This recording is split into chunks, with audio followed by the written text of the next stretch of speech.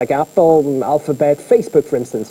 And now those, and indeed all public companies, will have to keep in step because the US state has made it a legal requirement that at least one woman must sit on every board of directors. And the law says it must happen by the end of 2019. And that number is going to increase to 3 in the coming years. Companies could also face fines of at least $100,000 for not complying. Well, long awaited for many, the bill has, however, provoked concern, with the state's Chamber of Commerce saying it will prioritise gender over other aspects of diversity.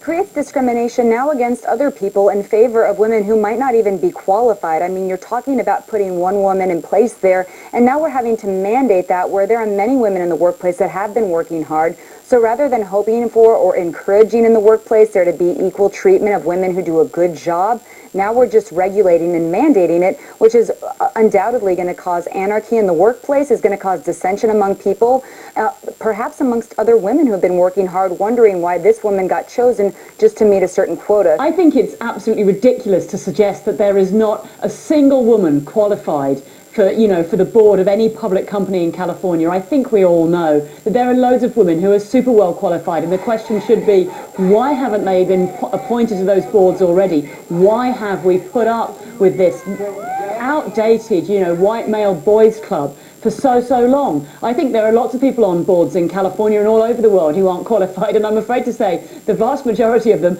are men. It only causes tension to grow against women, against the very party that they're trying to eliminate discrimination over. And so that's going to undoubtedly cause backfiring, a lot more animosity against women, not just from other men in the workplace who have been working very hard, but from other women in the workplace who might not be chosen to fit this one-woman quota type thing, from women who aren't going to be doing that. And so, it's causing dissension. It's really going against it, and it's going to continue to backfire against that until we change who we are intrinsically as Americans in the workplace, allowing equal rights because they are deserving of it and not because the law mandates. Absolutely, California should and will, on the back of the success of this legislation, add in further legislation that mandates that there be a person of colour on board and then two people of colour and so on and so forth. I think that's absolutely these are not conflicting issues. It shouldn't be the case that women and people of colour, who incidentally many women are also people of colour, but we shouldn't feel like there's a sort of diversity spot and we all have to fight for it. We should feel like we're all part of a movement that's working towards